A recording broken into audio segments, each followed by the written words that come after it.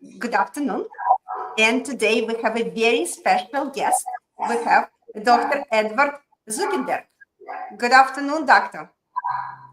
How you doing, Maria? Thanks for having me on the show.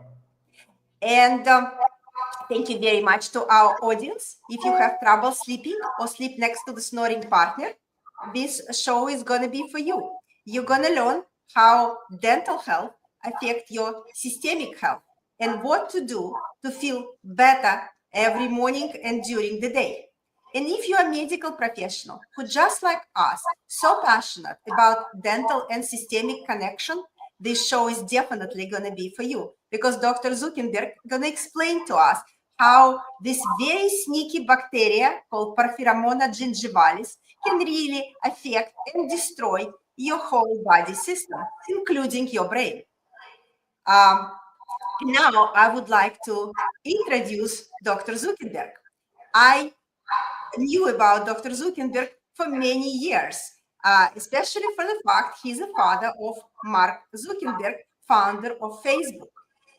But I had this lucky opportunity due to my friend, Dr. Catherine Alderman, who introduced me personally to Dr. Zuckerberg, and we can all learn about the great things he is doing, I would say, for global health, and how he personally work on the companies what help to prevent the systemic effect of Porphyramona gingivalis, how he helped dentists to implement social media into the practice, how he involved with AI system.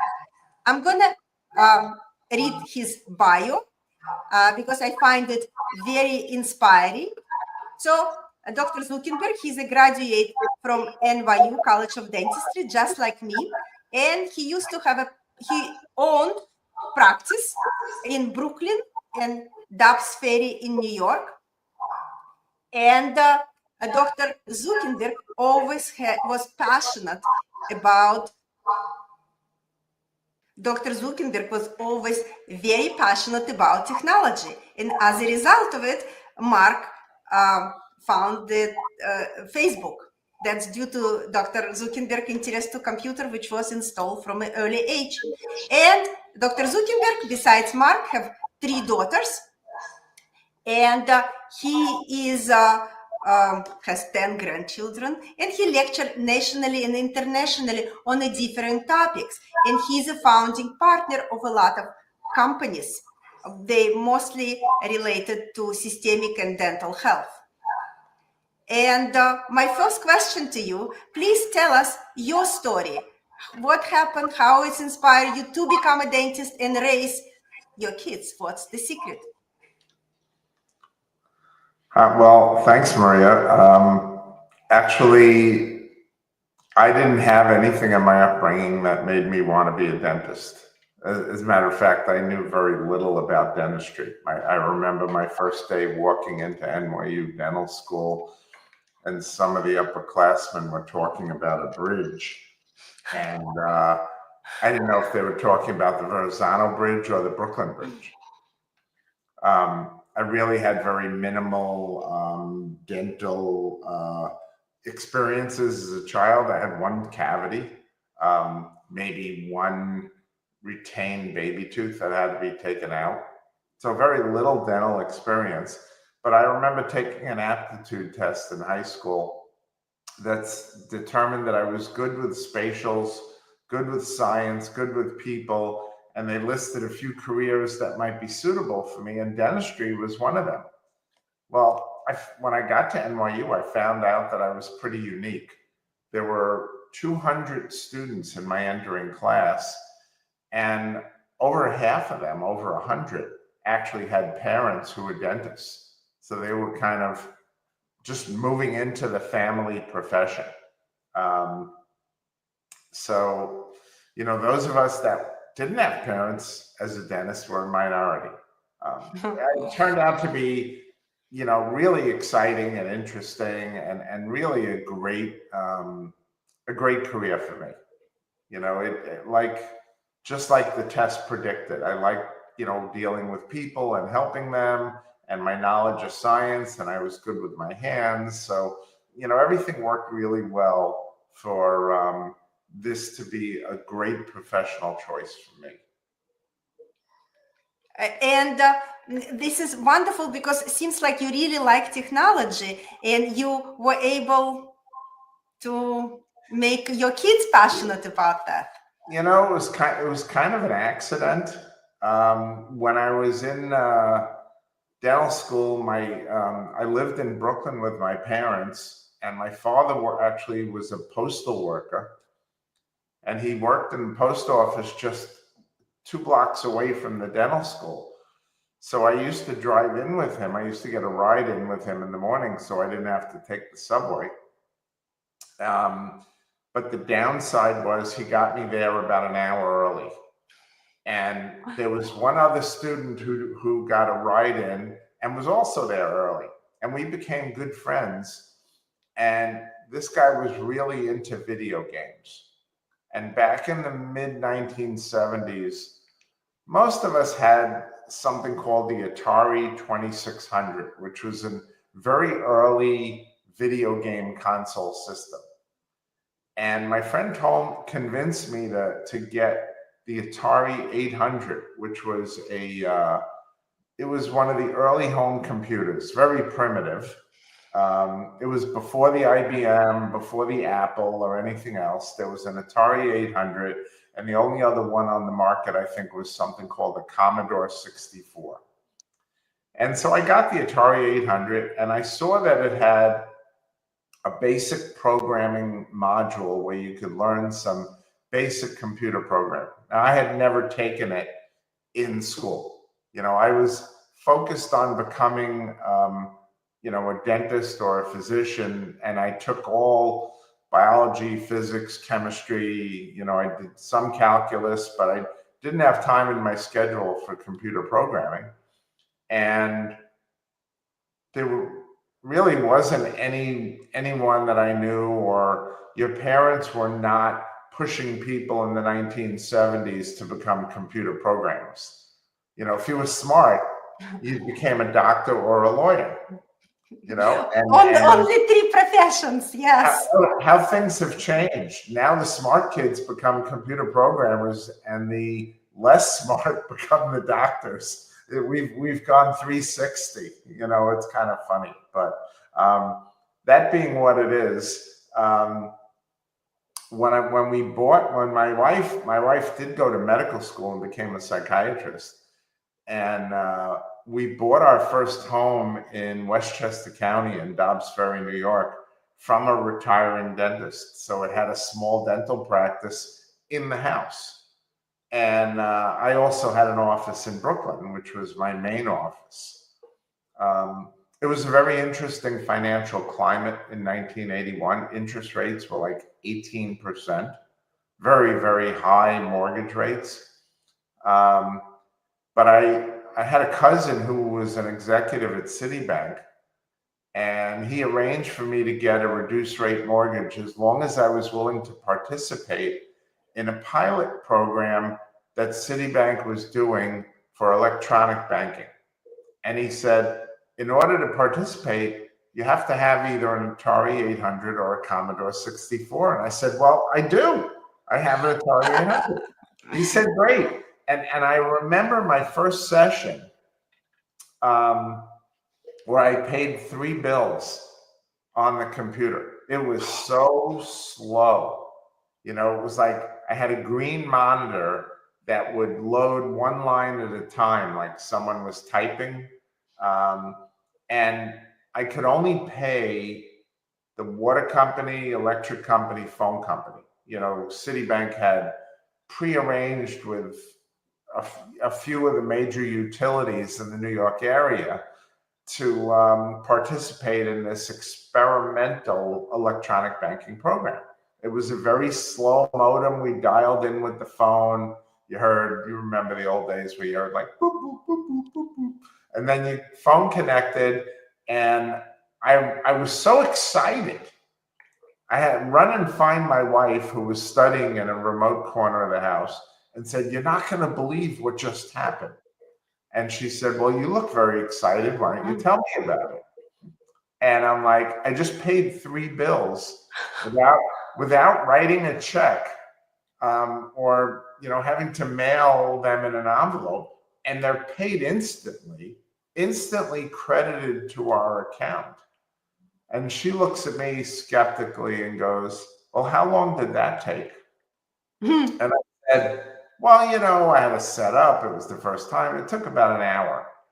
And she was like, "You realize I could write 3 checks and have them in the envelope ready to go out in the mail for 5 minutes, in 5 minutes." She said, "I don't get it." And I said, "You're right. You don't get it. This is gonna change the way things are done in the world." That was back Yes. in 1981. And you were visionary. So, and she said, "You're right. I don't get it, but knock yourself out." So God bless her. She always supported me. When I dragged her into the brand new first ever IBM product store in 1985 in downtown White Plains, near where we live. And I said, "I've got to have that." It was the first IBM PC XT for home use. It was $5,000. They had a dental office software package that was another $5,000. $10,000 in 1985 It's was huge. a lot of money for us. And it was a pretty pathetic computer. I mean, it had a 10 megabyte hard drive. That's not big enough to store one picture today from my digital camera. And 512K RAM, which couldn't run any software at all. I mean, our phones now are way more powerful than that computer was, way more, right? But I put it in my office. My staff was a little skeptical, especially when I took away their written appointment book and told them, "Oh my God. Oh my God." now on the computer. And so, so began the journey. I had frustrations getting patients to understand what was going on in their mouth. And a lot of patients, you told them they needed a crown, or they had bleeding gums and they needed gum treatment. And people were skeptical. They didn't always accept treatment plan. In fact, they turned you down more often than they said yes. Yeah. And I said, I need some visual tools to help them understand what I see. And so in the late 80s was the first AccuCam intraoral camera that let us take giant pictures of the teeth and gums and put them on a computer model. And how we've come full circle. The guy who developed that first AccuCam camera system, which was later bought out by Dentsply, that same guy pitched to me just a couple of years ago on an ultrasonic periodontal probe that he's developing almost 40 years later. Wow. So now I'm working with him. Then I was the dentist using his product. Now I represent the venture capital company, and I advise startups who are introducing new technology to the dental profession. Fantastic. No, like your interest to technology instill interest in Mark, and Mark changed the world with the Facebook. So this is a really beautiful story how, little moments can play such a significant role in the world history. But I want to ask you about your recent, scientific development, your interest to periodontal bacteria Porphyromonas gingivalis, and also to salivary testing, what you advocate to be used in a dental office, and the connection of this very dangerous bacteria with Alzheimer's disease. And can you please illuminate us on that topic? Sure. Well, a little scientific background. I'll try not to get too heavy. When I was in dental school 46 years ago, they taught us that the bacteria in the mouth could get into the bloodstream, what we call a bacteremia, or bacteria in the blood. by increased likelihood when people had gum disease. So if you had swelling or bleeding of your gum tissue, that meant that the tiny little blood vessels that are in the gums became larger. They became engorged. And bacteria in the mouth could travel through the bloodstream from those little capillaries into the main blood vessels in the body. And all they taught us is when you had a bacteria in the blood, that was going to create infections elsewhere in the body. And that was the entire knowledge base that I had to practice dentistry with. That bacteria is bad, we want to keep it to a minimum because it does bad things in the body. But really didn't understand, what the bacterial connection was to diseases like dementia, heart disease, diabetes. I mean, you don't find bacteria in the liver where, insulin is created and built. You don't find bacteria in the walls of the vessels of the heart. You don't find bacteria in the brain, thank God. I mean, the most amazing evolutionary development in mammals and humans, of course, is something called the blood-brain barrier. The blood-brain barrier separates our circulating blood throughout our body from the nervous system, from the brain cells and the spinal cord in the body. So it keeps the brain and nervous system in a virtual sterile environment. Now, the one exception to the blood-brain barrier's impermeability is the bacteria meningococcus, which is the culprit in meningitis. And the fact that the meningococcus bacteria has been shown to cross the blood-brain barrier means that you can die from a meningococcal infection or die from meningitis in very short order. So it's a very serious disease when it's present and must be treated rapidly with high doses of antibiotic. But for the most part, the blood-brain barrier keeps our brain healthy.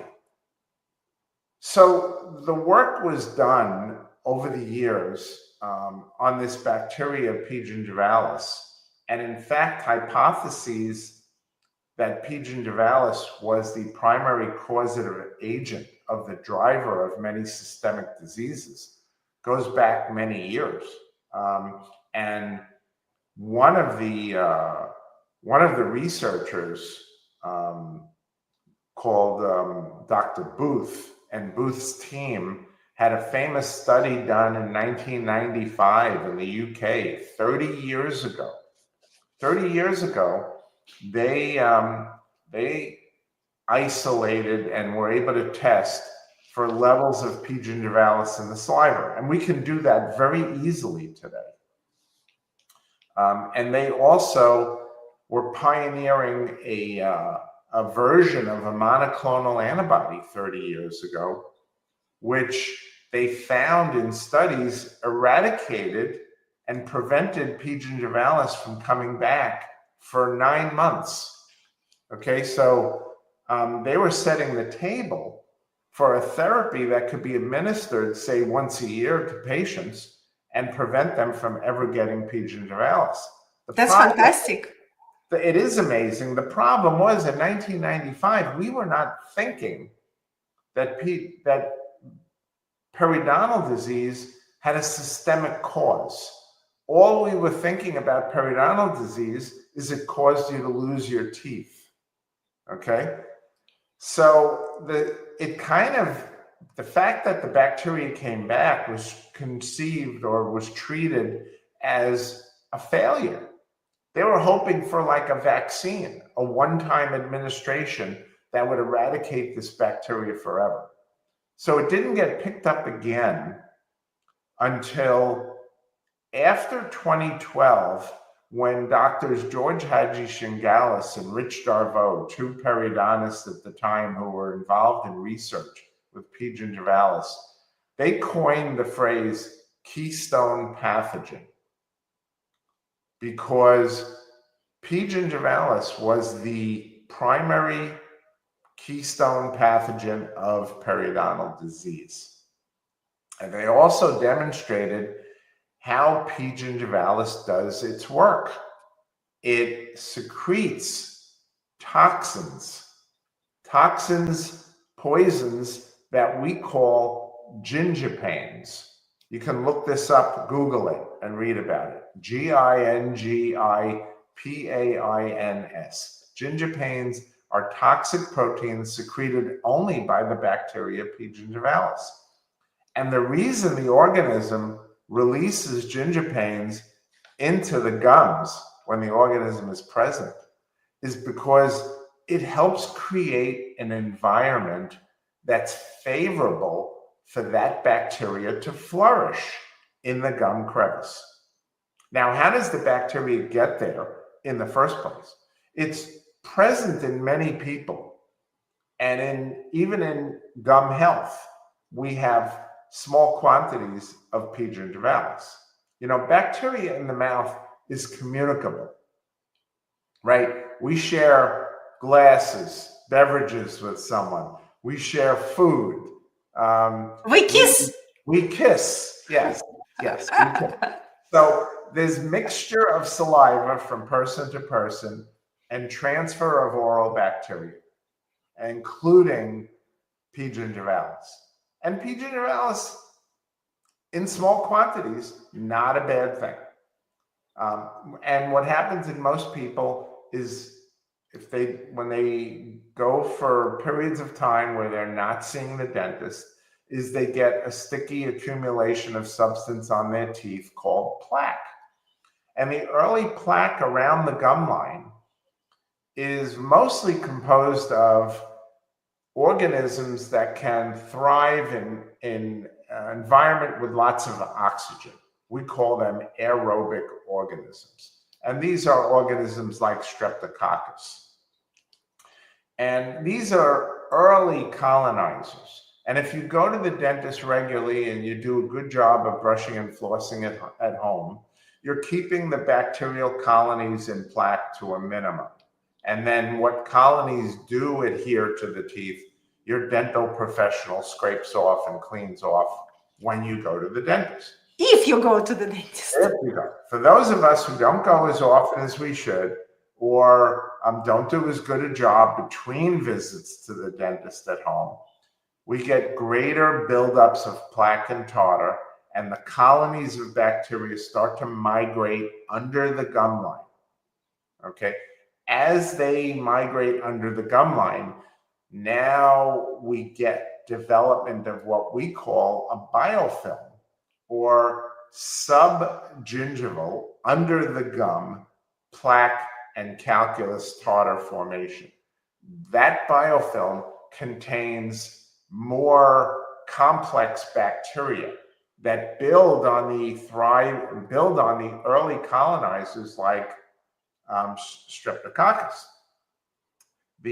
Those middle colonizers start to have some of the traits of the real pathogenic periodontal bacteria, but they're still not the bad ones.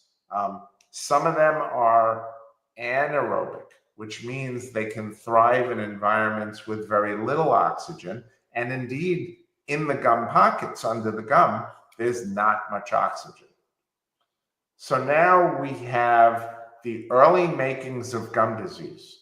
And when dentists diagnose us at this stage, it's important that we have the gum disease treated, because left untreated, those biofilms now allow for the tertiary or final colonizers, what we call the red complex bacteria.